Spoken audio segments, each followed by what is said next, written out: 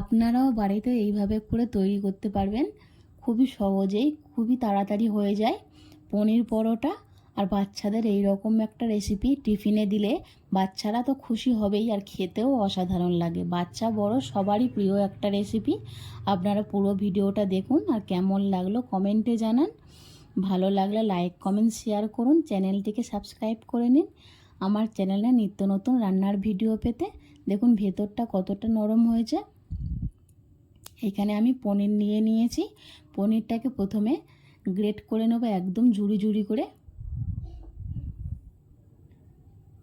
এইভাবে করে একদম ঝুরি ঝুরি করে আমি পনিরটাকে গ্রেট করে নেব। একদম নতুন একটা রেসিপি, আপনারা এইভাবে করে খান, খুবই সুন্দর লাগে। এইভাবে করে আপনারা বাড়িতে একবার হলেও বানিয়ে খান। দেখুন পনিরগুলো একদম আমি ঝুরি ঝুরি করে গ্রেট করে নিয়েছি। এবার আমি একটা পাত্রে 2 কাপের মতো ময়দা নিয়ে নিয়েছি।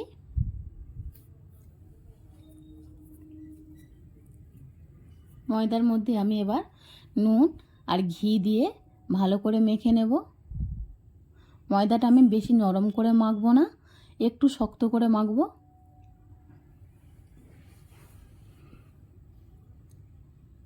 ময়দাতে আমি জল দিয়ে মেখে নেব।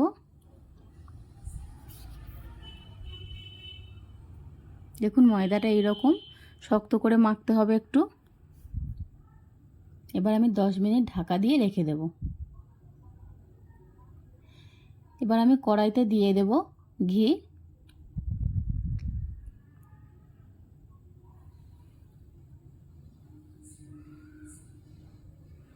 ঘি দিয়ে আমি কেটে রাখা পনিরটা দিয়ে দেব, ঝুরি করে রাখা পনিরটা। এবারে একসঙ্গেই দিয়ে দেব আমি কালো জিরে, নুন, চিনি সব একসঙ্গে দিয়ে ভালো করে কম আঁচে ভেজে নেব। ভাজা হলেই আমি অল্প করে জল দিয়ে দেব। জলটা শুকনো হওয়া পর্যন্ত আমি রান্না করে নেব। জলটা শুকনো হয়ে গেলে নামিয়ে নেব। এবার লেচি কেটে নেব ডো থেকে। আমি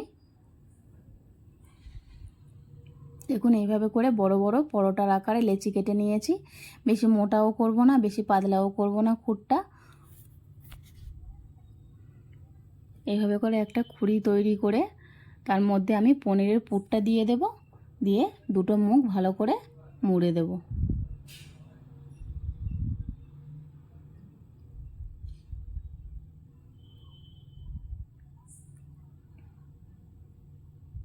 এইভাবে লুচির আকারে আমি করে নেব।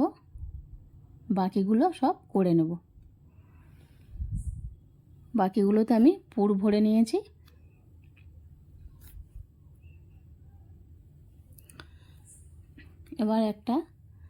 এবার আমি লেচিগুলো কেটে নেব, বেলে নেব। আপনারা চাইলে হাত দিয়ে দিয়েও এইরকম করে লেচির আকারে, লুচির আকারে করে নিতে পারেন, বা এইরকম চাটু বেলেন দিয়ে হালকা হাতে পরোটা বেলে নিতে পারেন।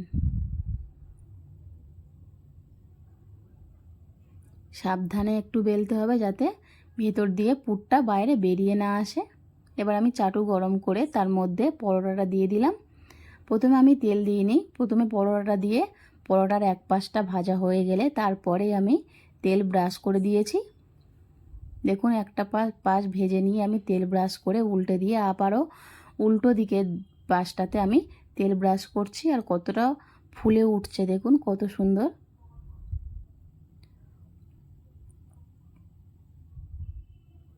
আপনারা এইভাবে ট্রাই করুন, খুবই ভালো লাগে এরকম একটা পরোটা, পনিরের পরোটা। দেখুন কতটা ফুলে গেছে, পুরোটা লুচির মতনই ফুলে গেছে।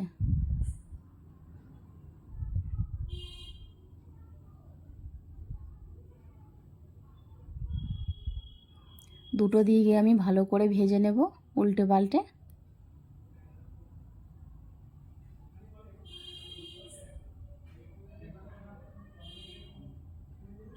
দুটো দিক ভালো করে ভেজে নিয়ে আমি এবার তুলে নেব।